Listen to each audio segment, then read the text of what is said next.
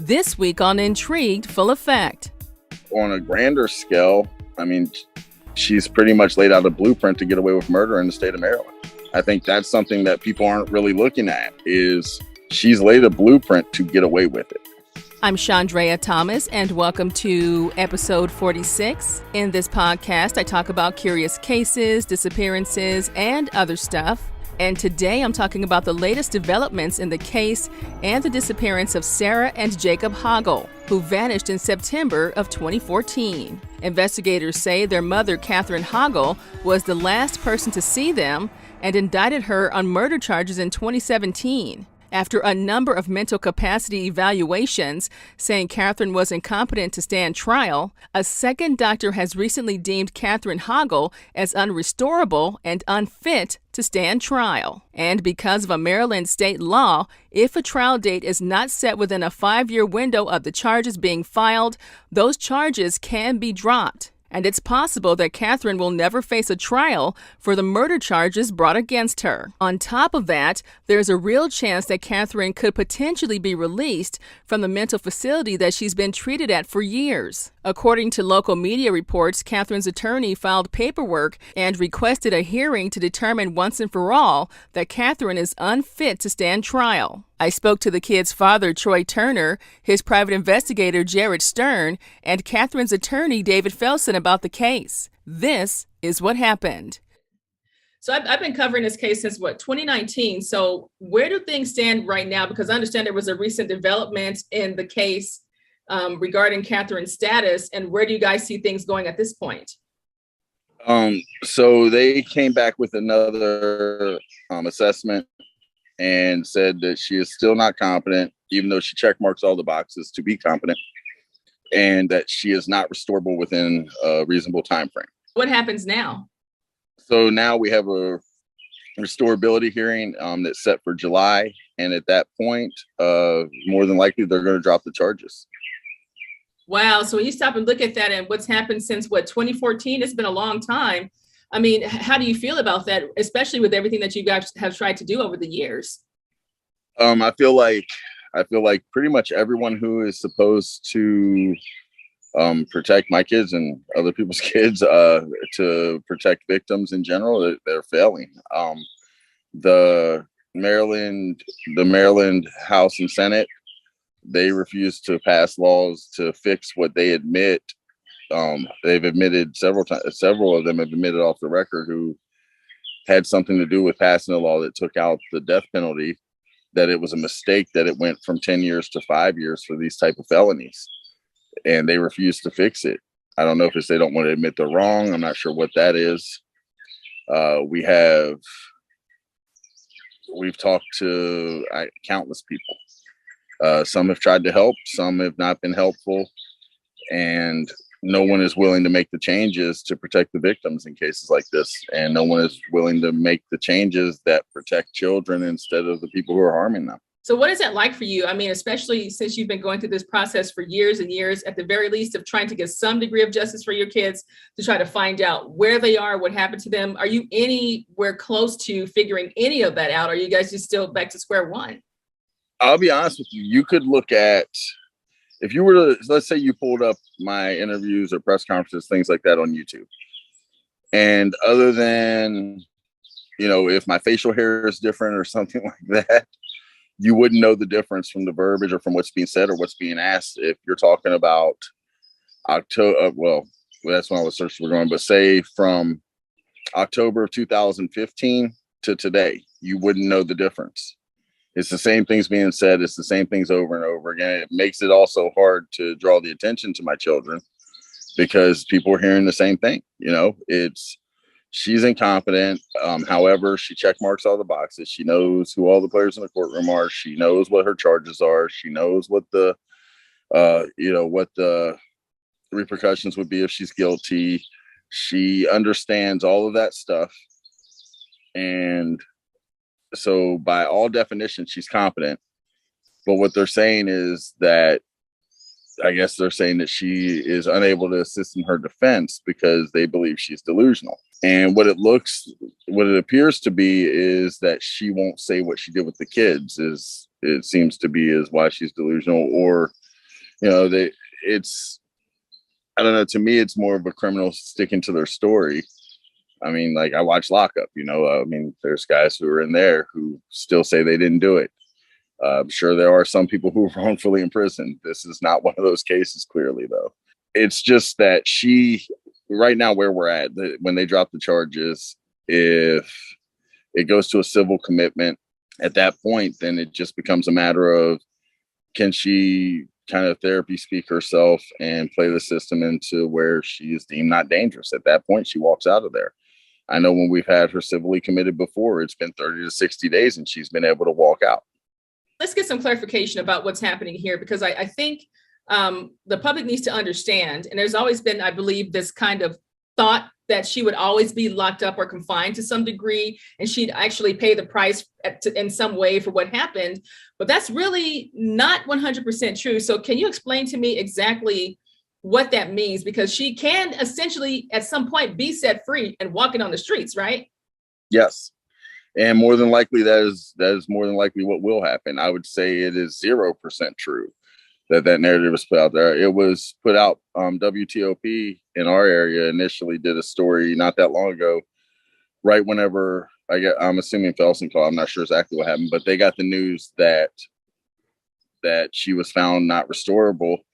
And what they put in their article was that she would never get out. And it's just entirely untrue. We met with the state's attorney's office. They believe what we believe, that no one can say a time frame of 60 days or 6 months or whatever, but no one really seems to believe, who would be in the know, that she's going to be there this indefinite time. I think people look to the wrong examples whenever they want to kind of figure out what's going on. So I've had people say to me, the guy who shot Reagan was in for 35 years. Well, he shot a president, and he's a completely different kind of ill than Catherine Hoggle is. His mental illness is very different. So with those things, I would say I would give it 6 months to a year. She'll be walking the street, if not sooner. And what is it about that really, I mean, aside from the fact that there's no trial, I mean, at the end of the day, no matter what happens to her or how that happens or where she ends up, you still don't know where your kids are. Right. On a personal scale, we still don't know where my kids are. We still don't have them home in any way, shape, or form. If by some miracle she's telling the truth and they're out there alive, then they're still out there. Who knows if they've been sex trafficked? Who knows what situation would be. More than likely, and what we believe is that she killed my children, and we still don't have their bodies recovered. We haven't been able to bring them home to show them the love and respect that they deserve either way. On a grander scale, I mean, she's pretty much laid out a blueprint to get away with murder in the state of Maryland. I think that's something that people aren't really looking at, is she's laid a blueprint to get away with it. When we talked before, I know there were all these theories about like where the kids could have been and all of that. I know you've hired a private investigator, and I spoke with him. So has anything changed? Have you guys been able to kind of check certain things off the list? Because I mean, there was a scenario that, someone had the kids, or they were in Scientology, or all these other things, right? Right. So I'm just wondering, were you guys able to kind of like cross certain things off on that list? The majority of those things are crossed off almost automatically, when you look at things logically. One of the things that my wife says a lot of times, to our son, or to our daughter, is if it doesn't make sense, it's typically not true. She couldn't get herself off of a 4 or 5 block radius in Germantown in 5 days when the police were looking for her. So to think that she had the resources to take my kids and get them out of the country, but couldn't get herself out of that general area, just doesn't make a whole lot of sense. A lot of in the beginning, obviously, we run out every lead we possibly could. We've run out leads in Nevada, in Connecticut, in New Jersey. Detective Rubin, he drove all the way up to New Jersey because it was taking them a long time to get this video to us to see if it was them. And I was impatient, and he just said, "Troy, I'm just going to handle it for you." And he hopped in his car and drove to New Jersey. So, I mean, it's, and that didn't pan out. We had several in this area, in like Frederick, Maryland, where people thought they saw my kids at Lowe's. The kids were even reversed in terms of the age gap, where the boy would have been, in the video, the boy would have been older than the girl, and the kids were probably 10 and 12 years old versus 2 and 3 at the time. It's just, people a lot of times they just want to help so badly. They see things that aren't really there. There was a lead that was from Utah, supposedly that didn't pan out. That was false. We've had at one point, and you get leads that just aren't true, either from people who want to help. Sometimes, unfortunately, even in situations like this, you have trolls. At one point, someone was trying to say they had seen my kids in Ireland. Untrue also. There was one where they were seen getting on a flight from Tallahassee, Florida, going to Ohio somewhere. I can't remember, but we checked that out. That wasn't true. So all the kind of leads had been played out that are actual possibilities if they were alive. There was one where it was in the DC area, Northern Virginia, at Red Robin. They were supposedly seen. We ran that one out. It wasn't them. So I would say pretty much anything that was probable or possible has been run out. And that was where I came to the point where I stood at the courthouse and said, after the passage of time, I have to kind of face the fact that my kids are dead. So with everything that's happened over the course of time, and just how are you functioning with this mentally? Because it has to be frustrating to A, not have answers, B, not know where your kids are, C, the person who you believe is responsible for this is not giving you information, and she was the last person to see your kids or to be with your kids. How are you even dealing with that? And how is your son dealing with it? He's what 12, 13 now? Yes, 13. And I would say, like, kind of backtracking, because like in situations like this, especially when some people want to believe what they want to believe, some people don't understand, whatever, verbiage kind of matters. It's not even thought of or allegedly or maybe is responsible. Like, she's 100% responsible for them being gone, whatever the capacity would be. She's admitted to that. She's the only one who it was even possible. And she, and understanding that, just understanding the pure fact of it, where it's not even if she ever gets her day in court, we'll see if she's the one responsible for them being gone. It's a matter of fact that she's the one who took my babies, and she's the reason they're not here at this point. And understanding it under those circumstances, especially to where it's not even, something happened and we're not getting a day in court to find out or to try to get justice against someone we believe did it, as it being a matter of fact, and then having the system be the only reason that everything is held up. Insanely frustrating, especially when it's something that should have been fixed before my kids were even taken and could have been fixed in the time that we've been looking for them. Also, just, feeling powerless in terms of what I'm capable of doing, but feeling even more powerless in terms of there's no one to go to who is able to help or who can help. The people who are supposed to help us just aren't. So it's beyond frustrating. It's beyond feeling, like there's just nothing you can do. It's not getting any easier with time. It doesn't get easier. This isn't one of those things where people say time heals all wounds. Well, not all of them. Some of them, it just rips open even more, because every day they're not here is another day that I haven't had them in my life, that, that their brother hasn't had his brother and sister, that, my wife has 2 kids out there that she looks at as her own after being his mother, and has spent as much time as anyone looking for him over the past 6-7 years, and it's another day that she still doesn't get to know these wonderful kids that she loves without ever meeting. It's just something that just doesn't get better. It just gets worse every day. When I spoke to Catherine's attorney, David Felsen, by phone, it was a brief conversation, but he basically said that a hearing is set for July of 2022 and that 5 doctors have deemed Catherine incompetent and that 2 others have determined that she is unrestorable, and that was pretty much all he had to say. How do you manage that with your son that you have with Catherine? How is he able to kind of manage this? I imagine you have to, look at yourself and try to get yourself functioning, to keep going. But how do you explain, or how do you manage that with a child, the one that you do have here? Yeah, with honesty and as age appropriate as we can. And as he comes to understand more, it's more a matter of talking about his topics and answering his questions. and just being as appropriate as we can for his age level and his maturity level and things like that. So he, over the past, obviously he was 5 when this happened. Just, different age ranges coming to different understandings. It's very hard for him, obviously. And, and it's kind of rough on us at times having the conversations with him.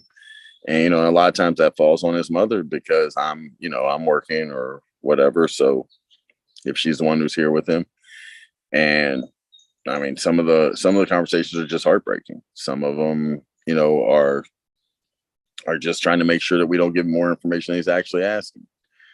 But he's come to understandings like, he believes that they're more than likely dead now also. And that was definitely and is never an easy conversation when we have those. He misses them, and he goes through periods where he really struggles with things because of it. But yeah, and then obviously everyone still has to go about life because life doesn't stop. Bills don't stop. So, I have to work. I have to run my business, those kind of things. And, and owning a business, that means that I also have to make sure that that my employees are taken care of and have the means to earn a living and things like that.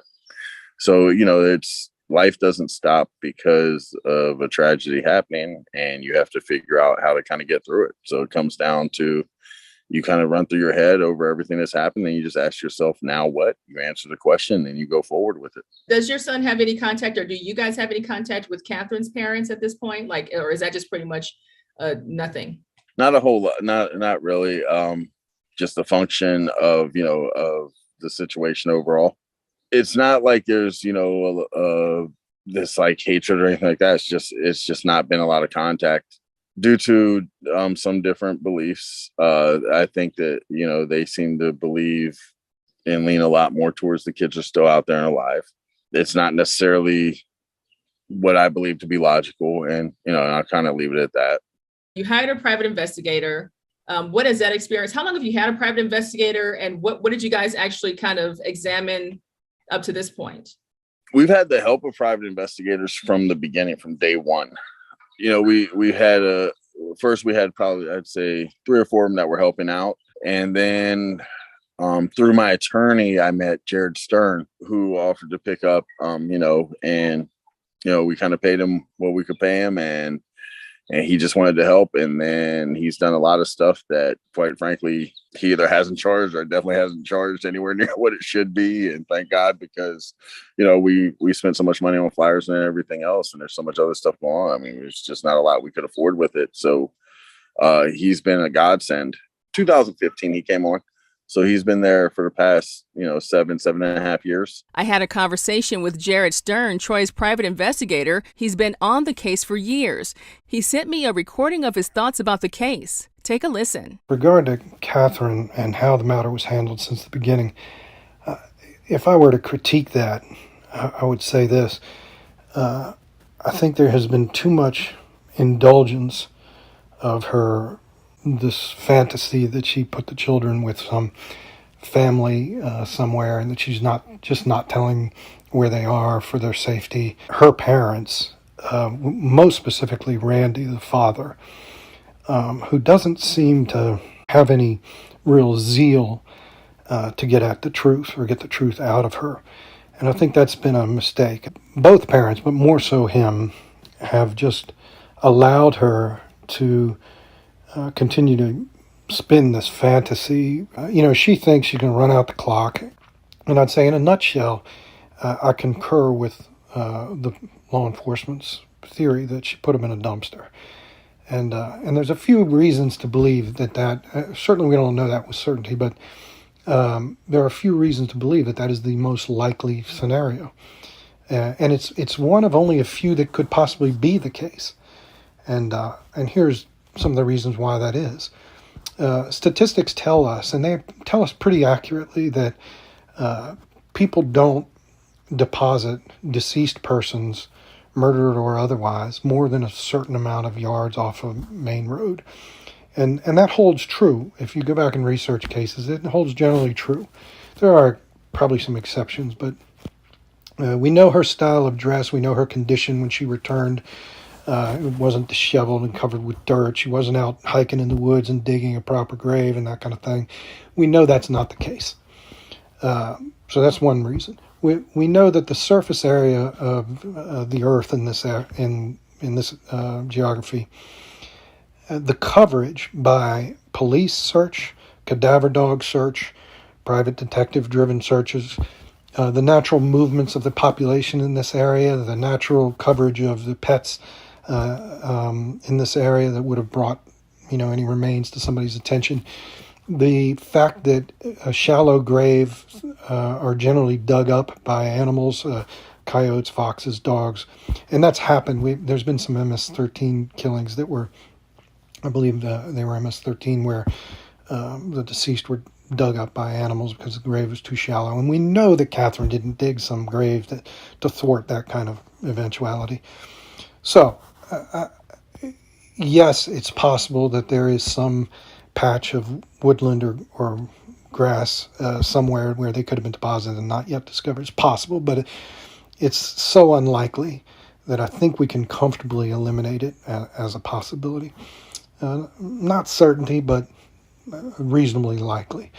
So that leaves you with a few others. I mean, they're certainly not in the trees, but bodies of water is one, and we have done some searching there. Certainly haven't searched exhaustively the various bodies of water, but it's a less likely scenario. There are scenarios where deceased persons have been disposed of in a brutal and complete way, but that's rarely done by women. It certainly didn't happen in this case because, again, the time she had, the resources she had access to, her condition, her state of being when she returned. We know that she didn't do something like, forgive me for mentioning it, but stuff like wood chippers and things like that. We know that didn't take place. So you are only left with a finite number of things that would get us to where we are now, with all of the aspects to where they are now. And the most likely of those is that she put them in a commercial dumpster or some other kind of refuse disposal container, because here in Montgomery County, the trash gets shipped off to a place where incineration takes place, and that would leave us where we are now. If she were to admit every detail of that, come clean fully, you still are nowhere further than you are now in terms of proving what took place. You would have her telling you, but you'd have no way to authenticate that. You would be left with the same scenario you are now, not knowing, not being able to prove, not having any evidence of, only her telling a different story. And that's pretty unique. Usually when you have somebody confess to a murder or disposing of a body, they can direct you to something, some physical artifact that substantiates what they're saying is truthful. But in this case, you don't have that. And that's a sad outcome, because imagine that. She pops up one day and says, I'm going to do the right thing, I'm going to tell the truth, and lays out every detail. And what do you have? Nothing but her telling a different story. And for the family, for Troy, for the remaining child, I mean, that is a tragedy. Tragedy within another tragedy. He works very diligently. He's constantly trying to come up with ideas to find them. He built an underwater drone to look for them in waterways through Montgomery County. He's participated in searches with us and helped guide us in terms of that at times. I mean, he's been pretty amazing for a crappy situation. But what's next? Like, are you guys still doing flyers? Are you still doing social media? Like, is right? So, yeah, we're actually Stephanie, I believe, is actually working on some newer flyers. Social media, definitely. We have the Justice for Sarah and Jacob. The Find Sarah, Find Jacob is still up. It connects through the Justice for Sarah and Jacob. I have a group page that I started through my business, but it's not a business page. It's actually about getting charities and stuff together and doing good in the community. And that's the so I'm starting to use that more to share the kids stuff now that I have it more established. It's neighborhood improvement DMV area. So I'm doing a lot of the sharing of the kids stuff through there now. So I mean, we're out there doing the social media. There's a Twitter, Instagram that my wife has set up, and so we get a lot of input on there at times. Some of it's helpful, some of it is people just venting, some of it we have people who do things like tarot readings and stuff who offer to try to help, and we've accepted all ideas, all kinds of help, and some of those people have things to say that actually make sense with the facts that we have. So whenever we get something like that, we try to run it out and see what comes of it. I mean, we've pretty much kind of run through every type of lead or information that you can at this point.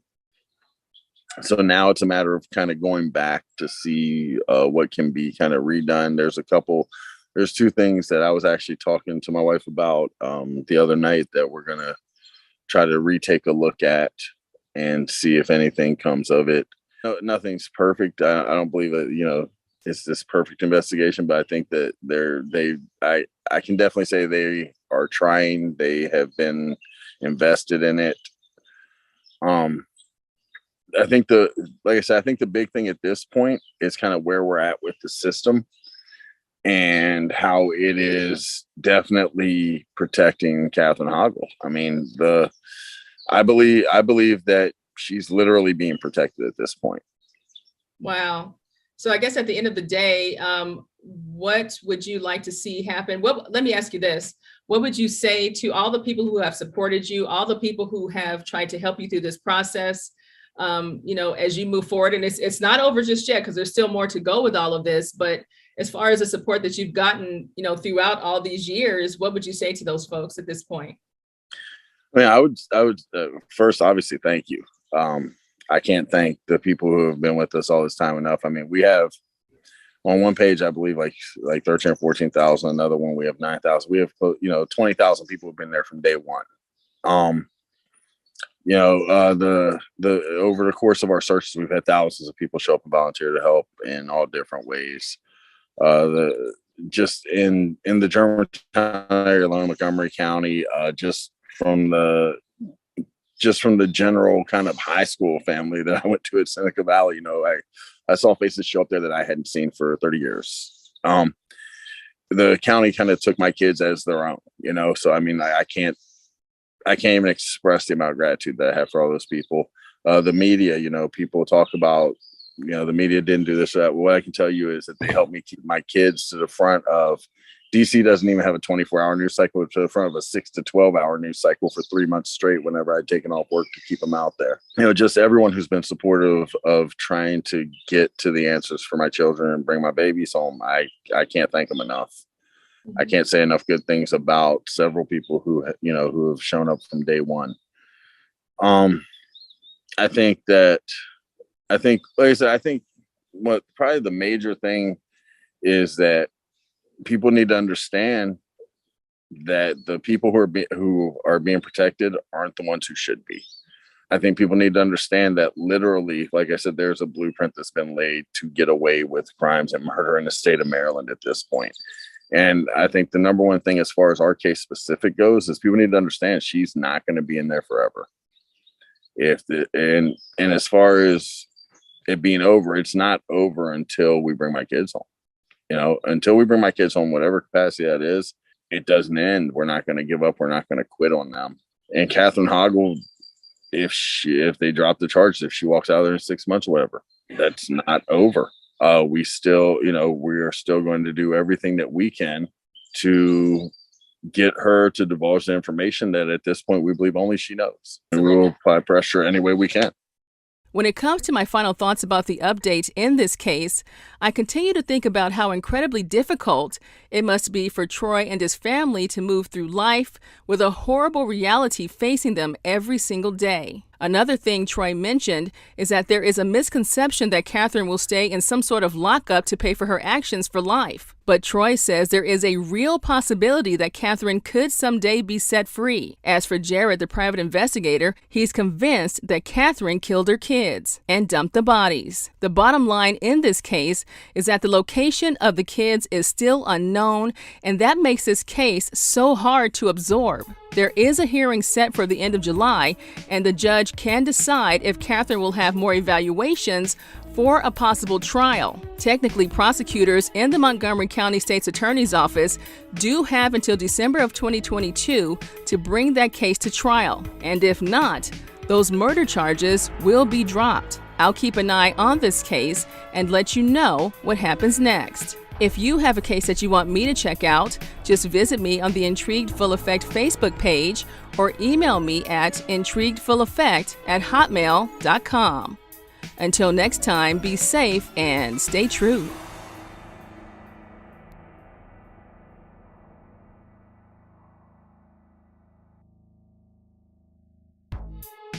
The views, information, or opinions expressed during the Intrigued Full Effect, Curious Cases, Disappearances, and Other Stuff podcast are solely those of the individuals involved and do not necessarily represent those of the host. The primary purpose of this podcast is to educate and inform. The host of this podcast assumes no liability or responsibility for any activities in connection with opinions shared in the podcast. The podcast and blog associated with it shall not be used in any legal capacity or as a basis for expert testimony. Any copyright material in the podcast is approved by the owner or is part of the public domain. Music by Pond 5.